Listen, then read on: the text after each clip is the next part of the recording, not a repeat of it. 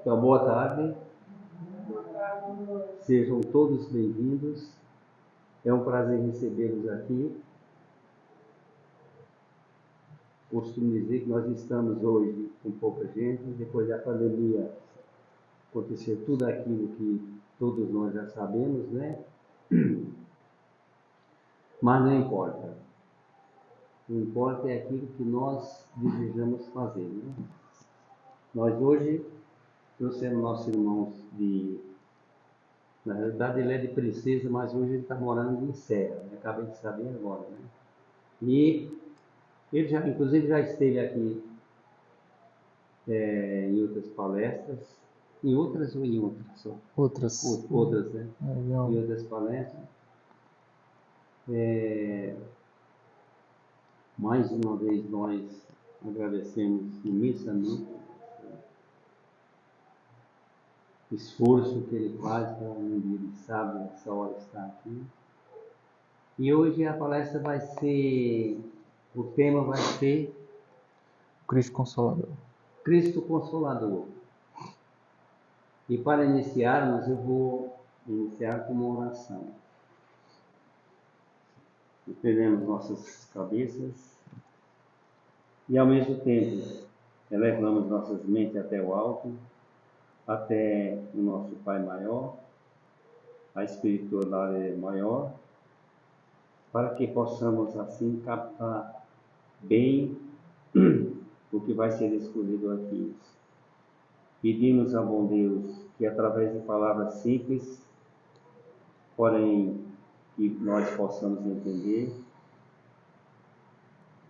e que a espiritualidade maior esteja com o nosso irmão, para que ele possa nos conceder aquilo que nós estamos precisando, que é a palavra da Bíblia, né? É a palavra que nós estamos estudando, é aquilo que nós necessitamos para evoluirmos moralmente e espiritualmente.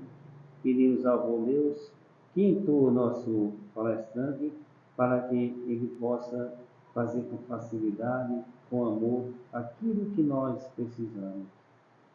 Que a paz e a harmonia e o amor estejam sempre presentes nesse centro, hoje e sempre, que assim seja. Com a palavra, nosso irmão Vinícius. Obrigado, senhor.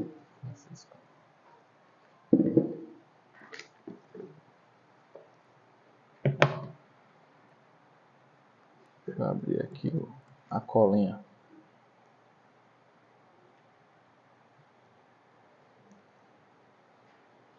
Bom, pessoal, boa tarde. Vocês estão me ouvindo direitinho? Quer que fale mais alto ou dá? Tá bom? Alguns esclarecimentos necessários antes da palestra, mas primeiro agradecer a oportunidade do convite, né?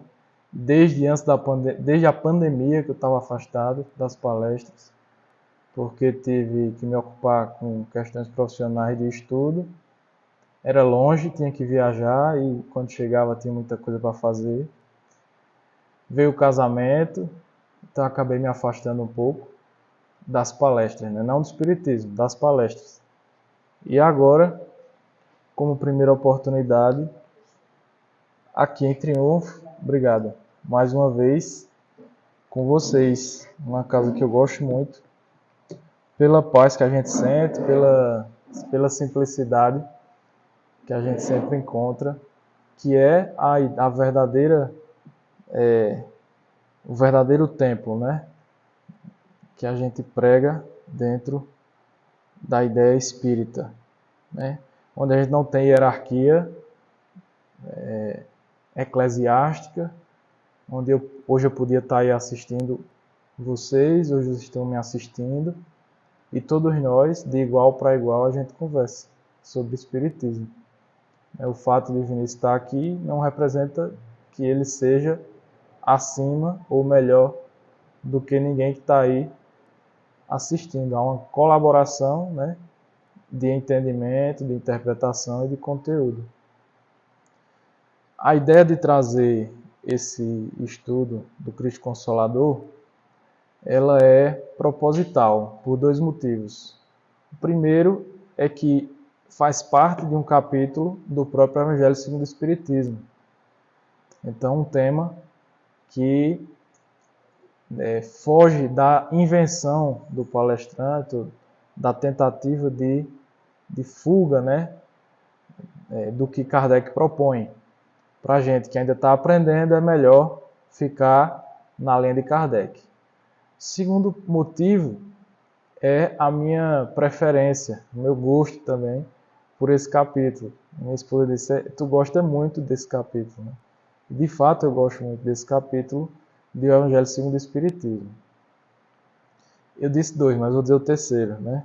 Eu disse que eram 2. O terceiro é que o palestrante deve tentar falar primeiro para si, depois para os outros. Então, estudei muito mais para aplicar a mim, não como egoísmo, tá?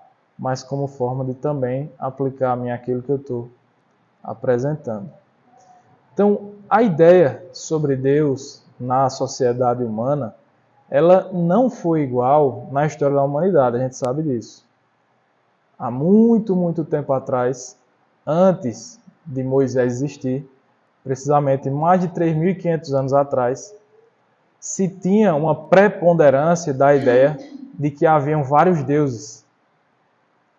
À medida que o homem não conhecia ou não entendia as forças da natureza, e havia um temor diante dessas forças, se determinava um Deus para cada situação, ou para muitos dos fenômenos importantes para a época.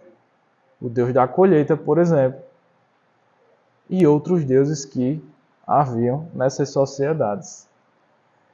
Essa ideia de muitos deuses, que a gente chama politeísmo, foi, aos poucos, deixando espaço para uma ideia de um Deus único, à medida mesmo que o homem adquiria entendimento das forças da natureza, das forças ao seu redor e dos conhecimentos que eles iam conquistando.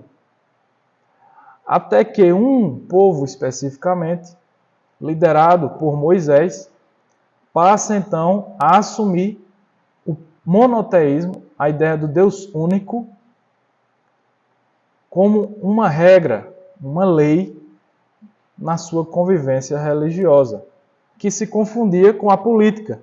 O líder político também era líder religioso.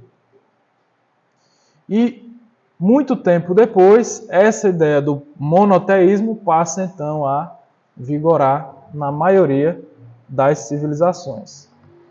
Veja que Moisés foi 1.500 anos antes de Cristo. Depois veio Cristo e nós estamos 2.000 anos depois de Cristo. Então veja quanto tempo isso demorou. Então, junto daquela ideia antiga do politeísmo, o sacrifício, às vezes de animais, as oferendas, e o sacrifício até às vezes de pessoas, como na civilização maia lá no México, que possuía grande cabedal científico, tecnológico para a época, mas que havia esse hábito em sua sociedade, não só ali, mas em muitos outros. E aos poucos, esse temor e adoração a Deus, como medo da divindade, vai dando lugar a um Deus onde eu começo a achar que eu posso amá-lo.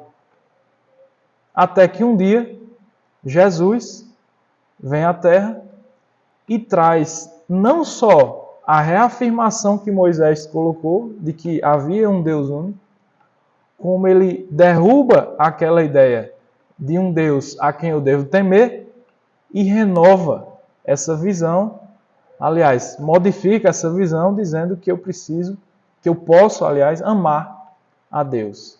Então, o Deus Senhor dos Exércitos, que prefere um povo em detrimento de outro, que exige a matança como domínio territorial, esse Deus cai e passa então a vir a ideia que Jesus traz. Porque ele não veio destruir a lei, ele veio que ela se fizesse ser cumprida.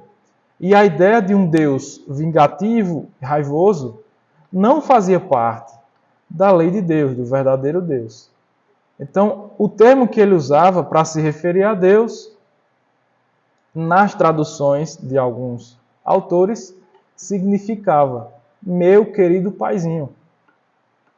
Meu querido paizinho. E muitas vezes a fala dele remete a isso. Bom mestre, ele fala, bom não, bom é meu pai que está nos céus. Mas, sem discutir muito nomenclatura, a ideia central da palavra de Cristo foi a de considerar a divindade, o princípio, como o Criador soberanamente justo, soberanamente bom, soberanamente amoroso, que não estaria longe da criatura humana, mas que estaria aguardando a criatura humana procurá-lo. Tá? Então, Jesus, como ele mesmo disse, não veio destruir a lei, veio fazê-la cumprir-se. Combateu, portanto, o abuso daquela prática exterior, das divindades, da adoração, da oferenda, e as falsas interpretações da estrutura literária que existia até então a respeito de Deus. E aí, em algum momento, ele traz um axioma, quando ele é perguntado sobre o mandamento de Deus. Quando ele traz amar a Deus acima de todas as coisas e ao próximo como a si mesmo. E aí ele acrescenta no final: aí estão toda a lei e todos os profetas. E acrescenta: o céu e a terra não passarão sem que tudo esteja cumprido até o último iota. Então era necessário, e é necessário, que a lei de Deus se cumpra em todos os pontos do globo terrestre, em todos os corações humanos que existem aqui. E aí, no Evangelho de São João, especificamente nesse Evangelho, tem uma fala específica que ocorre após um encontro entre Jesus e os seus discípulos, quando ele pressente que está próximo à sua partida. Alguns estudiosos dizem que era tanta energia envolvida naquele momento que Jesus sofria de um processo chamado de hematidrose. E isso está escrito no texto sagrado, quando diz era como se Jesus transpirasse sangue. Muito antes dele ser crucificado, seu corpo já não suportava. Dizem alguns, eu não vou lembrar agora exatamente qual é o texto, o livro, peço perdão a vocês, que aquilo era decorrente do potencial energético amoroso de Jesus. Esse autor, eu peço perdão por não lembrar, ele compara o corpo de Jesus a uma panela de barro e o Espírito a um sol, enfiado dentro da panela de barro. Já não havia mais tempo. Já era chegado o momento. E Jesus faz a última ceia e prepara todos os apóstolos para aquele momento. E nessa reunião, Jesus avisa que lá na frente, já, ele não estaria mais entre todos. A maioria não entende, fica confusa. Tanto que tem um momento na mesa, naquele salão mobiliado, que foi preparado para aquela última ceia, que ele banha o pão e entrega a Judas e diz a Judas: vai, não foi exatamente essa palavra, porque eu também não gosto de decoreba, vai e faz o que te cabe fazer nesse momento. Os outros também não entendiam bem. A Judas cabia a função de guardar algum dinheiro para o grupo. Então pensava-se que era relativo a essa questão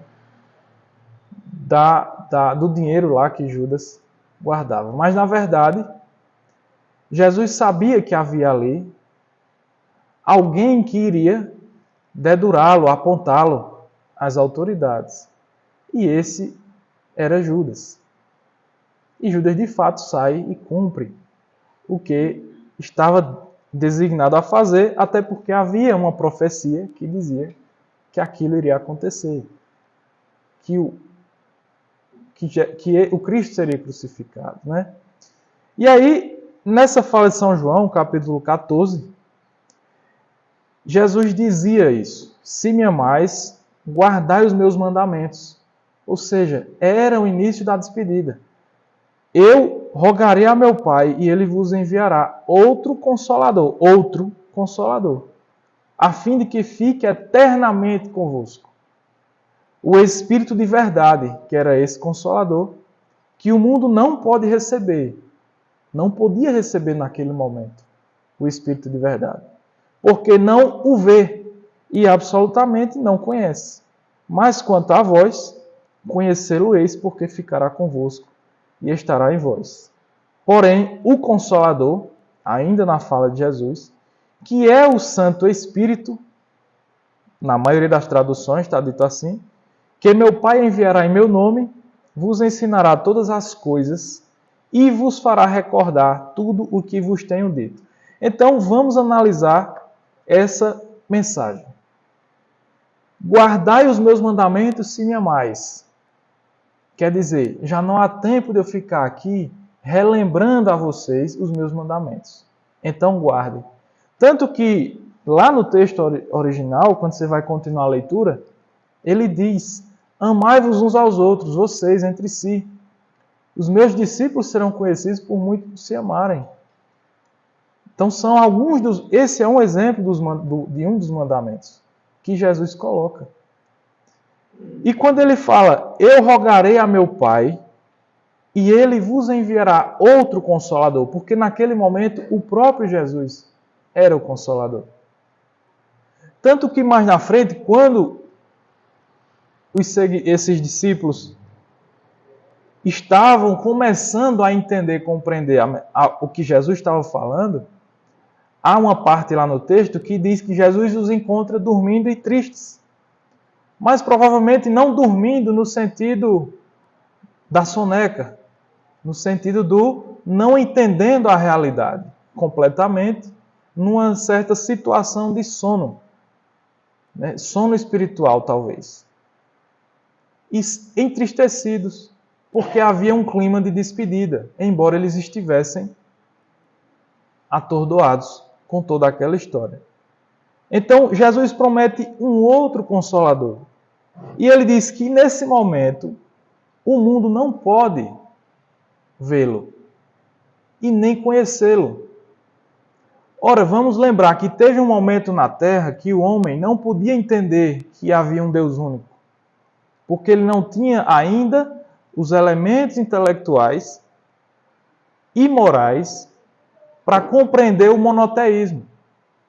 Da mesma forma, naquele momento que Jesus vem para consolar e trazer, fazer a lei se cumprir, a lei de Deus, dizer que é verdade que o reino de Deus vem, e eles pensavam que o reino de Deus Jesus viria como um senhor para dominar os exércitos e reformular os territórios.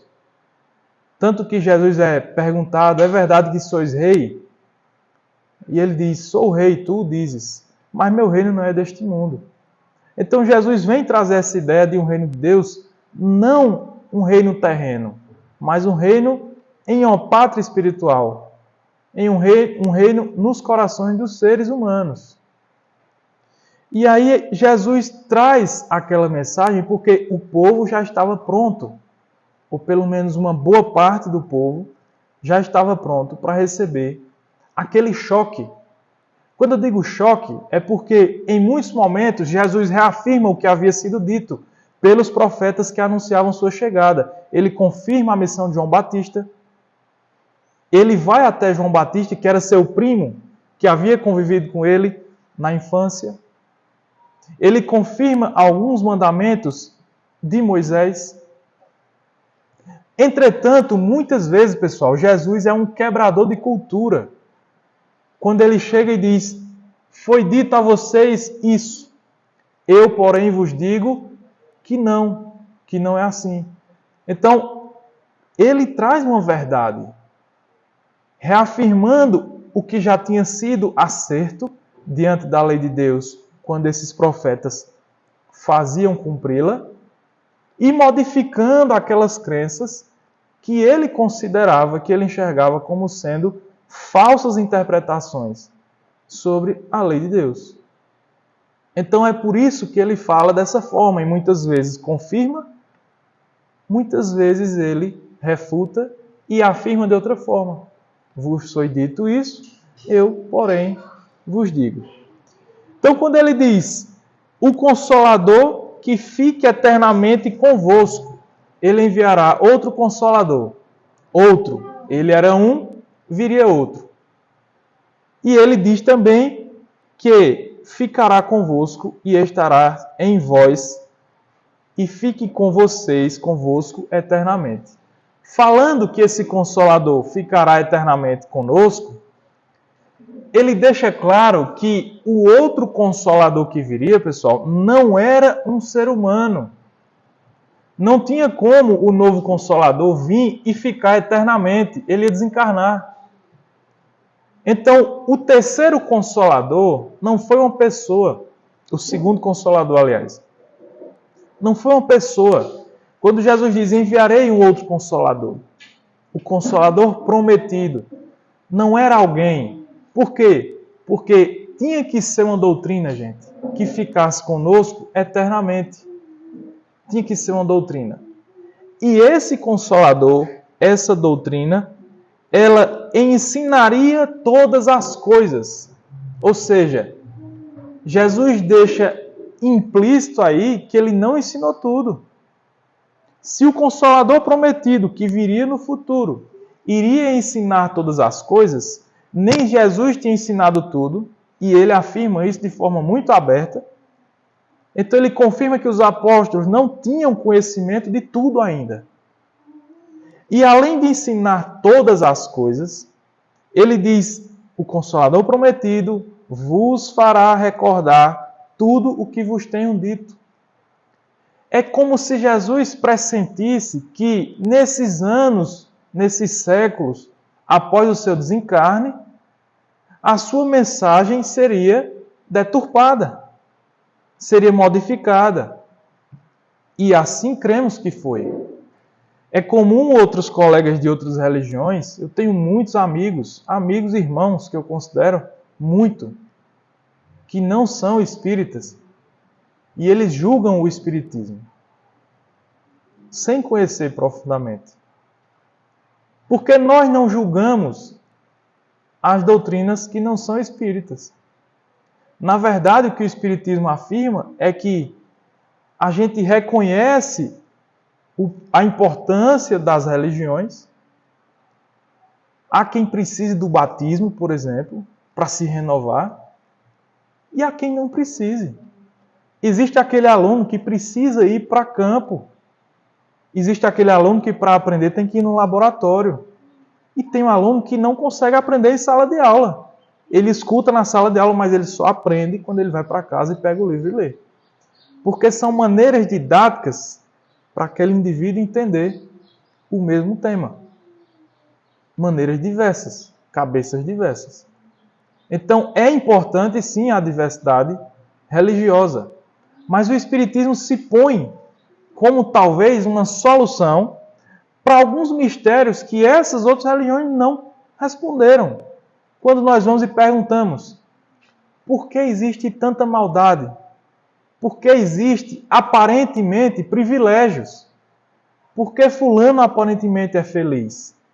Por que ciclano, outra pessoa, aparentemente sofre tanto? Por que existem sofrimentos físicos desse lado e daquele lado não?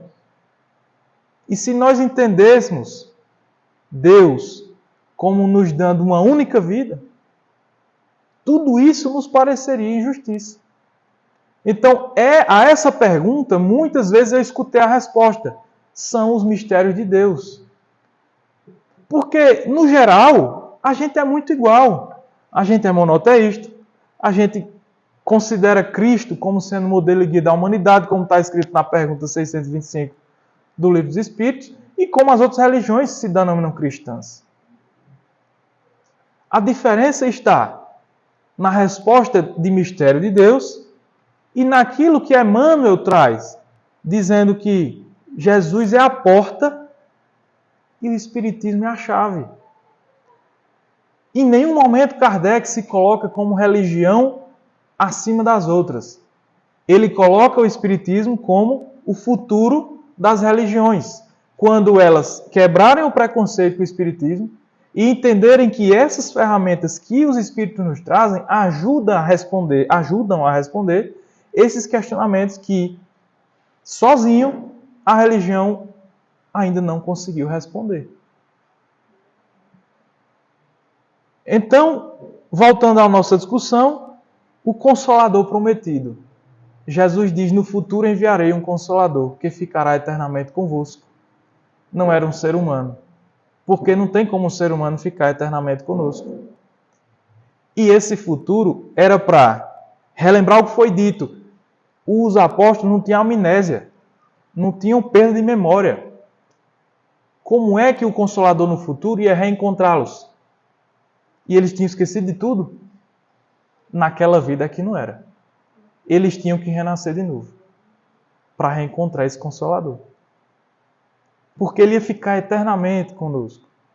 Iria relembrar o que tinha esquecido e trazer coisas novas, confirmando que Jesus não disse tudo. Inclusive, no próprio Evangelho de João, Jesus diz isso.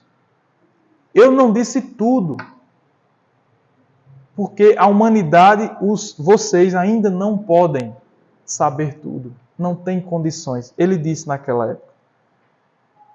Então, pessoal, esse Consolador, que é o Espírito de verdade,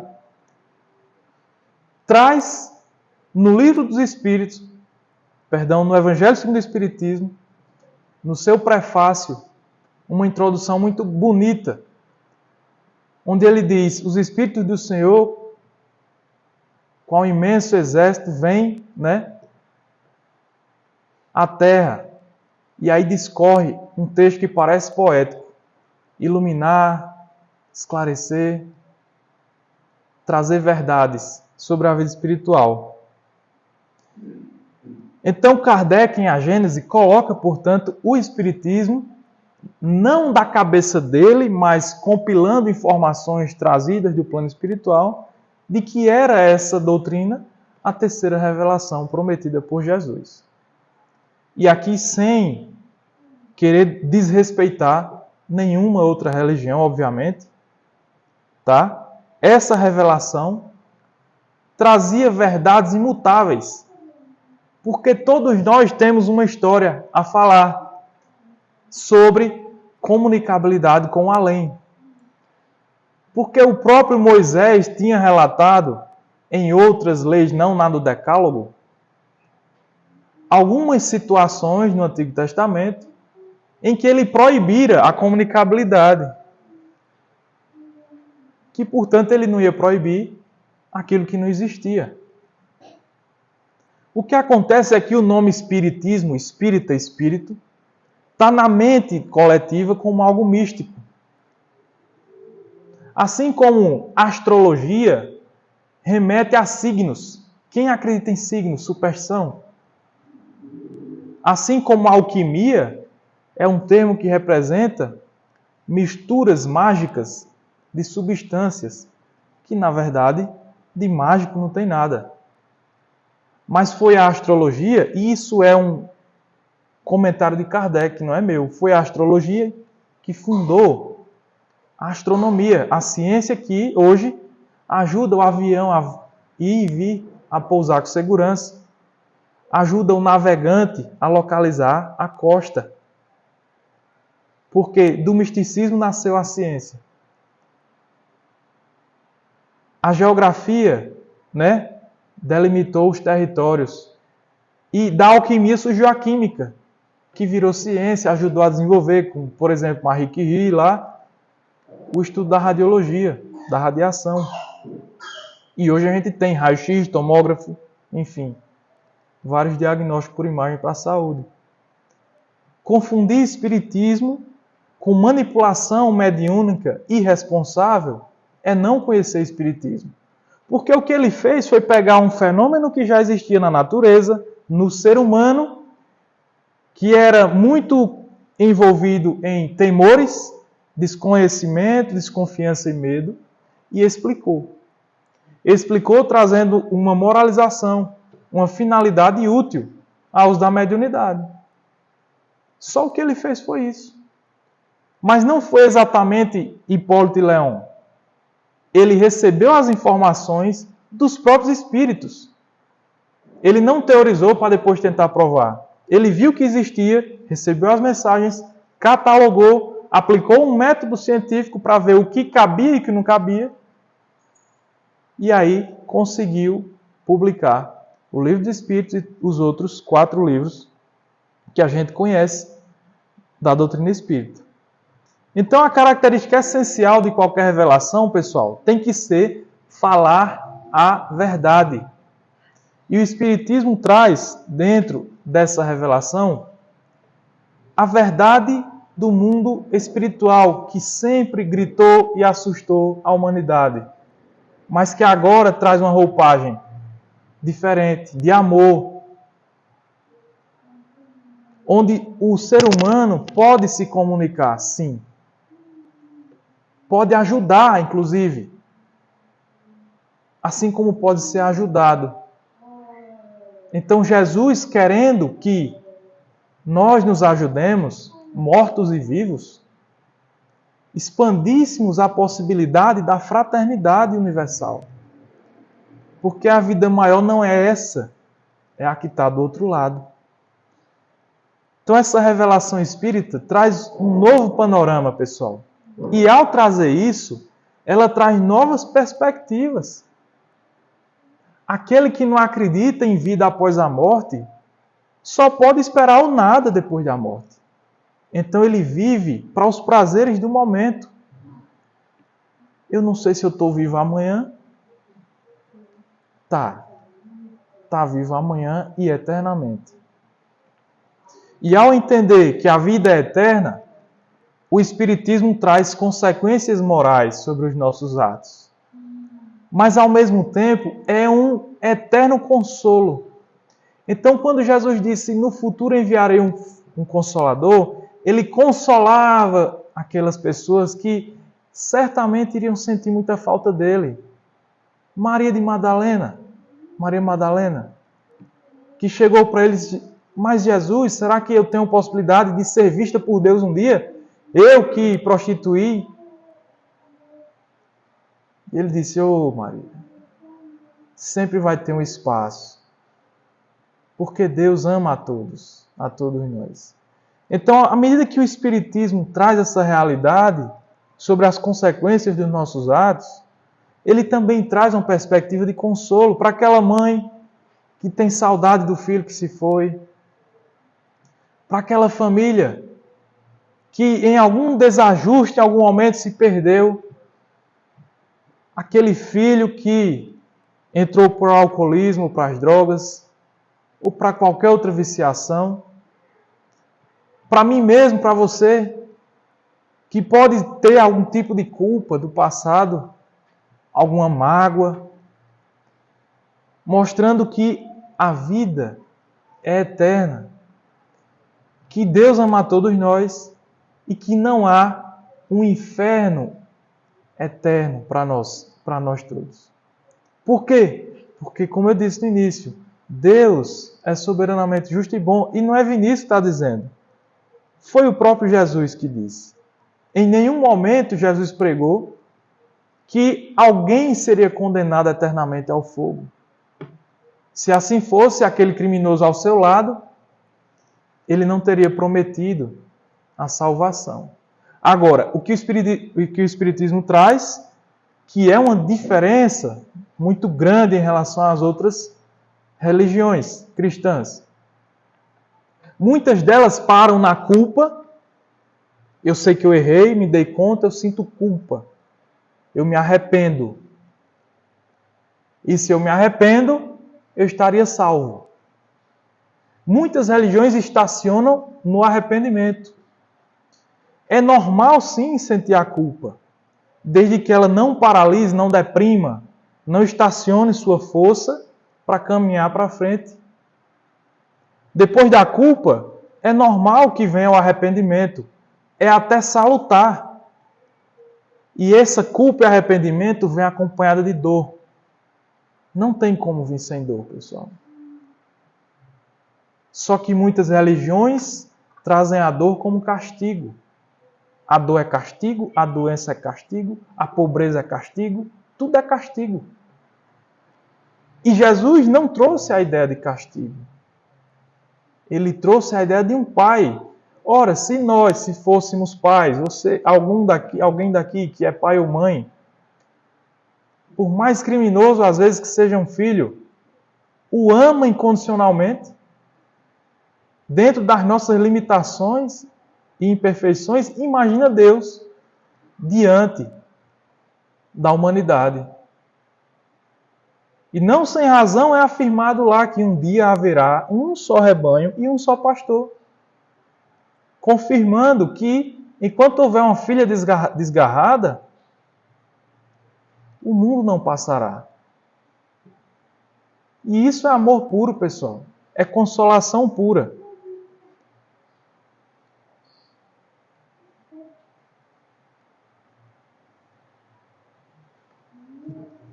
E aí lá em Mateus, capítulo 11, nós trazemos, portanto, o texto que está lá no Evangelho, no capítulo que eu falei para vocês, o Cristo Consolador, a seguinte citação: Vinde a mim, todos vós que estáis aflitos e sobrecarregados, e eu vos aliviarei.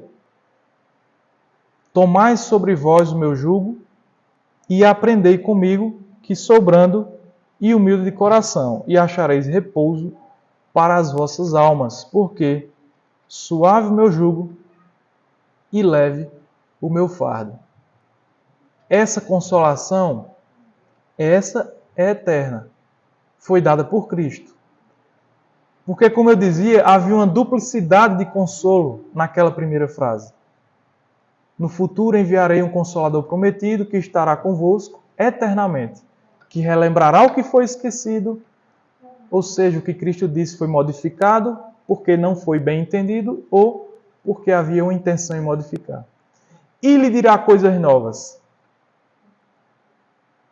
Mas Jesus também dizia: Vinde a mim todos vós que estáis aflitos e sobrecarregados, e eu vos aliviarei. Tomai sobre vós o meu jugo e aprendei comigo, que sou brando e humilde de coração. Que jugo é esse? Jugo, eu não conhecia da escola, da infância, a palavra jugo. Mas é como se fosse a canga, que o boi puxa o carro de boi. Alguém aqui quer viver amarrado numa canga? Oprimido por um instrumento de dominação? Mas Jesus utilizava de elementos do dia a dia, do cotidiano. Assim foi com o samaritano. Por quê? A sociedade samaritana era tida como pagão. E ele faz o bom samaritano. Para contradizer, para chocar, para dar uma mensagem, chacoalhar a consciência das pessoas. Então, muitas falas de Jesus eram baseadas em elementos cotidianos. E essa era uma delas. Vinde a mim, vós que estáis aflitos e sobrecarregados, que eu vos aliviarei, eu os consolarei. Mas como esse consolo? E Jesus continua: tomai sobre vós, coloque em você o meu jugo, a canga. E aí a gente fica, meu Deus, Jesus dizendo que é para botar uma canga na pessoa, um jugo. Mas ele diz que com esse jugo nós acharemos repouso, porque ele é brando e humilde. Ele não é como aquele camponês, no chicote. Ele é brando e humilde. E esse jugo, essa canga, é suave. O fardo que ele carrega através da canga, o fardo é leve. Que canga é essa?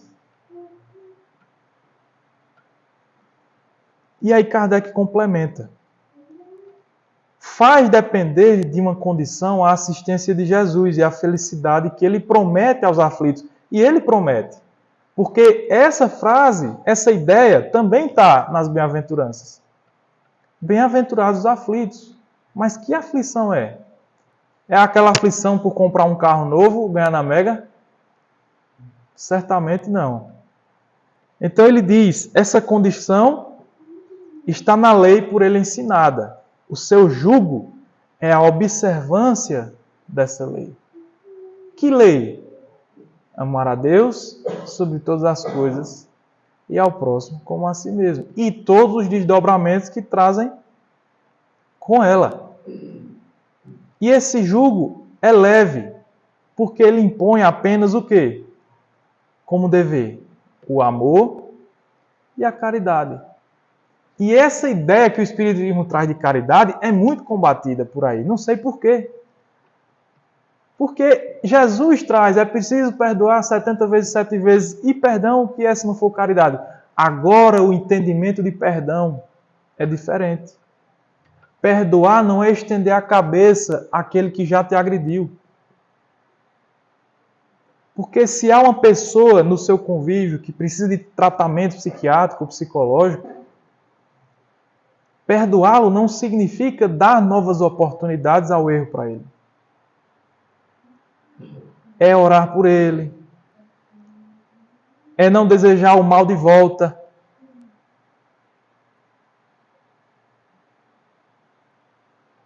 Então a ideia de perdão que o Espiritismo traz não é estender a cabeça ao agressor, está lá no Evangelho, no Espiritismo. Os Espíritos só trazem essa palavra dessa forma por falta de outra melhor no nosso vocabulário. Então, o perdoar que o Espiritismo traz é muito diferente do que a gente aprendeu convencionalmente. Tá? E aí eu pergunto, como é que há a possibilidade de Jesus auxiliar os aflitos? Como é possível aquele que errou e se sente culpado, se arrepende? Como é possível essa aflição ser aliviada? E aí o Espiritismo traz uma nova chave, como eu falei inicialmente. É normal em outras religiões a gente encontrar a culpa e o arrependimento. Ótimo. Desde que essa culpa não lhe paralise, não lhe deprima, não lhe leve a um suicídio, por exemplo. Entendemos que há algum tipo de culpa saudável até certo ponto, tá, gente? Até certo ponto. Não é uma culpa doentia. Mas também é por falta de outra palavra. Essa culpa pode ser substituída por dar-se conta do erro. Iluminar, revelar, que na etimologia da palavra significa tirar o véu sobre os olhos e enxergar o erro. É nesse sentido. E não automutilação pelo erro, tá? E junto disso, arrepender-se. Tá ótimo. Só que aí com o Espiritismo vem um terceiro elemento, a reparação. E aí, nesse momento, fica impossível falar em justiça das aflições sem entender reencarnação. Porque, às vezes, a causa daquela aflição não é encontrada nessa vida. Você não tem como dar um motivo justo nessa vida, às vezes, para uma aflição que uma família passa, ou uma pessoa individualmente, ou um grupo coletivo. Uma cidade arrasada. Uma família arruinada. Uma pessoa. De onde vem essa causa? E aí nós também convidamos vocês à leitura. Causas anteriores das aflições. Onde Kardec e os Espíritos nos lembram que Deus é soberanamente justo e bom. E aquela aflição jamais vai ser um castigo ou uma injustiça divina, porque se trata muitas vezes de um convite à cura do espírito. Um convite à modificação íntima. Um convite a usar a inteligência e buscar soluções. Porque, para o Espiritismo, e os Espíritos nos dizem, a dor não é eterna. Ela é um processo para se chegar à cura. Nossa doutrina estimula o progresso. Nossa, né? Eu estou me apossando aqui da doutrina espírita. Estimula o progresso, a melhoria. Vinícius já chegou lá? Não. Alguém aqui já chegou lá? Acho que não. Sem julgar ninguém, tá? Somos todos iguais nesse sentido. Fomos criados simples e ignorantes e estamos buscando esse processo. Uns vão chegar mais rápido, outros mais devagar. E a dor faz parte desse processo. Então jamais vocês vão ver um palestrante espírita chegar e dizer: me sigam, que a partir de agora a casa própria vem. Porque o Espiritismo acolhe a dor, pessoal. Mas ele consola você sobre essa dor. Ele explica: olha, se você não acha uma causa nessa vida, porque pode ter uma causa nessa vida, tá, pessoal? E se você não encontra nessa vida, pode ser que seja de outra vida. E se você não causou nenhum problema para estar vivenciando isso hoje, pode ser que não seja uma expiação. O que é expiação? É aquele mal que eu causei e agora eu estou vivenciando algo de dor, que não exatamente olho por olho, dente por dente, mas estou vivenciando alguma dificuldade que depois dela eu sairei melhor. Pode ser que eu me cure nessa vida, pode ser que em outra encarnação. Mas eu sairei melhor. Não tenho dúvida disso. Essa é a lógica do consolo. Porque para aquele que nada espera, depois da morte é o nada. Para o Espiritismo, depois da morte é a continuidade, é a possibilidade do reencontro. A possibilidade de se livrar daquela dor física. Como a gente cansa de ver nas mediúnicas. Quando o espírito dá-se conta e é esclarecido amorosamente através da mediunidade, e ele não percebeu que desencarnou. Mas a luz que se faz é tão intensa, a assistência espiritual é tão bonita, o tratamento energético que ele recebe é tão amoroso, ele é tão bem acolhido que ele escuta.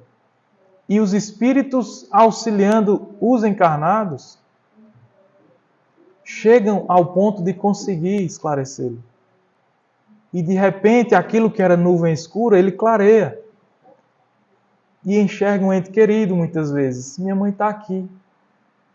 E não sabia. Não estou romantizando a morte. Foi perguntado lá por Kardec aos espíritos: é dado a alguém a oportunidade de adiantar a própria morte, pensando em reencontrar um ente querido? Ele não. Deus não pode premiar alguém que não aceitou a vida que ele deu.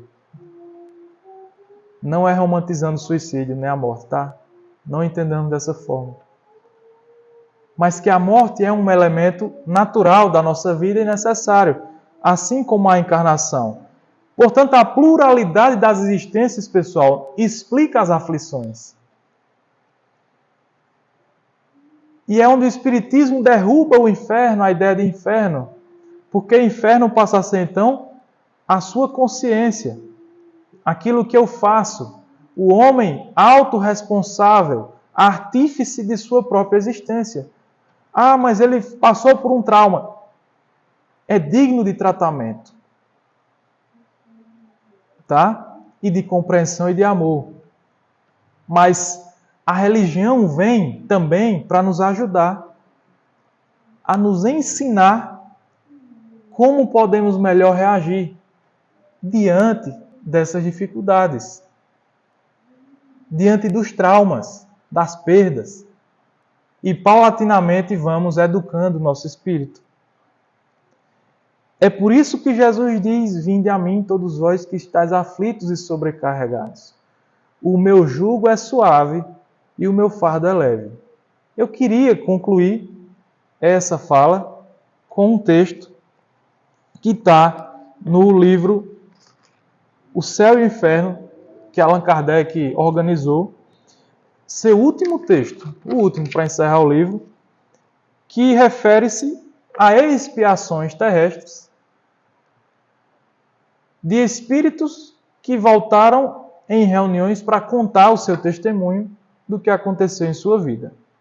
Então, esse último texto fala de José Maitre, eu não sei pronunciar francês, que era um cego.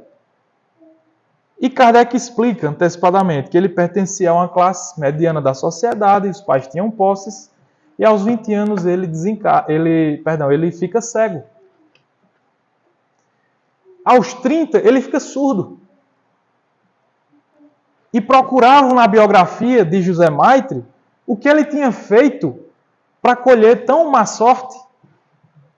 Porque havia possibilidades financeiras, uma família equilibrada, ele era um jovem educado, não era um jovem mau e tinha colhido essa situação. Porém, nessa encarnação relatada por Kardec, ele era resignado. Nunca se ouviu José Maitre reclamar da cegueira e da surdez, porque se já é difícil andar cego, pior é andar cego e não ouvir nada, tendo um dia enxergado e escutado. Porque nascer cego, você não conheceu a visão, pelo menos não tem a lembrança. Mas você tem a lembrança do som e da visão. Então, aquilo machucaria. Mas José Maitre não. Ele era extremamente resignado. Depois de um tempo, aos 50, ele desencarna. E ele, então, vem à reunião onde Kardec se encontrava e dá o seu testemunho. Para responder a indagações íntimas daquele grupo. Porque parecia injusto com a vida de José. E ele explica que, embora parecesse injusto, ao desencarnar, ele entendeu por que ele passava por aquela situação. Em uma vida, alguns séculos antes, esse espírito tinha uma vida desregrada. E, por tanto, ter abusado das paixões e das possibilidades orgânicas dele, ele acabara adquirindo uma doença. E, aos 30 anos, ficou cego. O seu abuso das suas faculdades, da sua saúde, tinha sido tão intenso que, após a cegueira, mais problemas de saúde ele acumulava. Nesse tempo, aquele espírito encarnado comete suicídio. Revoltado contra Deus. Porque não achava justa aquela situação. Em espírito ainda revoltado, ele conta, padeceu muito sofrimento. E não sabe ao certo quantos anos na erraticidade, no plano espiritual, ele fica naquela situação, até que um dia ele lembra que se após morto ele está vivo, sua alma está viva, seu espírito, aliás, está vivo, é porque haveria algo que ele não tinha considerado até então. E esse sofrimento lhe convida a pensar em Deus. E ele fervorosamente ora, até que em determinado momento de suas orações, ele enxerga benfeitores espirituais a estender a mão e conversar com ele. Ele se sente bem e, por um esforço, ele tenta acompanhar aqueles espíritos, meio que volitando ali, a sensação dele era essa. E não consegue. E esse benfeitor diz a ele o seguinte: nós aceitamos o seu arrependimento. Foi a misericórdia divina que nos enviou para lhe acolher e lhe ajudar. Entretanto, é necessário voltar. Porque Deus tinha te dado a cegueira e você não aceitou. Terá que voltar em outra encarnação e reviver o mesmo padecimento, resignadamente até o tempo que Deus achar necessário para que você se eduque e valorize aquilo que outrora você esbanjou e desvalorizou. Esse espírito reencarna como José Maitre, aos 20 fica cego, aos 30 fica surdo, aos 50 desencarna. E daquele corpo doente se desprende um espírito que pagou sua dívida consigo mesmo Ele não devia a ninguém, era ele mesmo. E sai iluminado. Óbvio que com necessidade de outras reencarnações. Não se trata de um espírito superior, mas que aprendeu uma valiosa lição. Portanto, o Espiritismo não enxerga a dor como castigo. Ou ela vem como expiação de um passado desditoso em decorrência de minhas escolhas mal realizadas, ou se trata de uma prova, como foi a segunda encarnação dele. Quando o Espírito disse, nós acreditamos no seu arrependimento. E ele passaria por uma prova agora, para consolidar o seu aprendizado, o seu arrependimento. Para solidificar no corpo carnal aquele arrependimento e a vontade de caminhar com Jesus. Com isso eu não estou dizendo que somente pela dor a gente consegue se melhorar. Não. Pelas boas escolhas também conseguimos. Então essa é a verdadeira consolação. Não haverá, pessoal, dores eternas. Não haverá um inferno eterno para ninguém. O céu ou o inferno é aquilo que nós construiremos diariamente nas nossas mentes, com as nossas relações pessoais. Eu agradeço muito a vocês a oportunidade e que Jesus abençoe a todos nós. Muito obrigado, pessoal.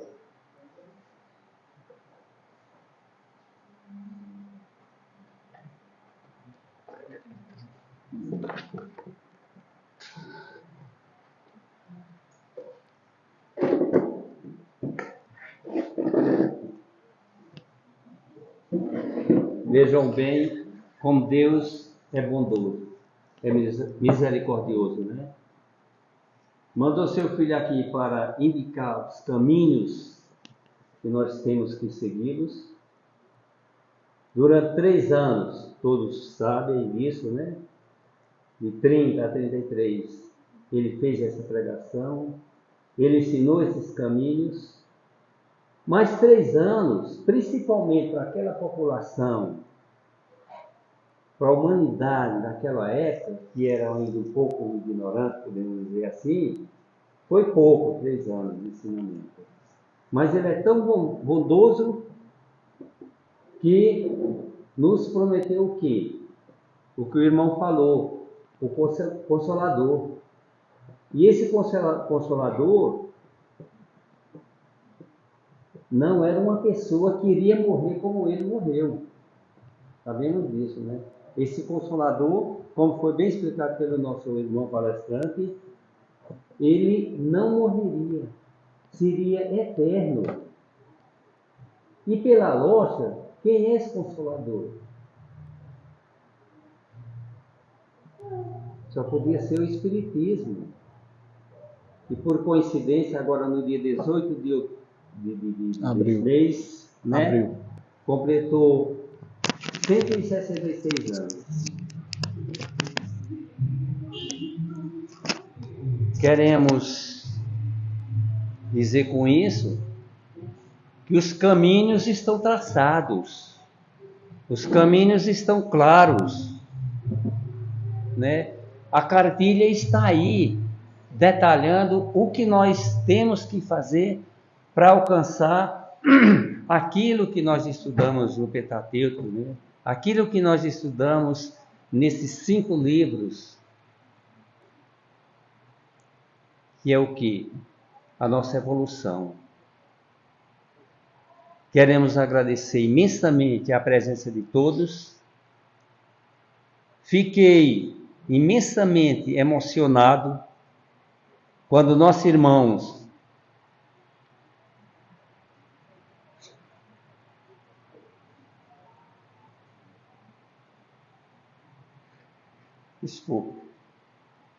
entrou numa cadeira de roda, fazendo todo esse esforço para nos prestigiar hoje aqui. Obrigado.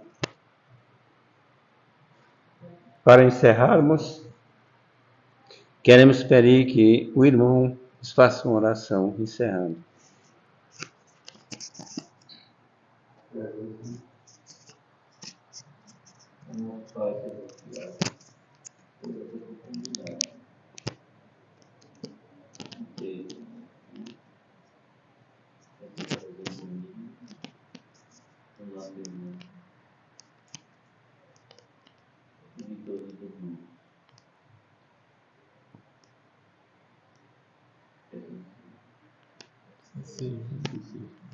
Esqueci de agradecer ao nosso irmão, desculpe, viu? Não tem problema. Nós estamos gratíssimos Obrigado. da sua presença Eu que aqui. agradeço a oportunidade. E que em outras oportunidades que o irmão puder, venha nos prestigiar com suas palestras aqui. Obrigado. Vamos nos preparar para o passo.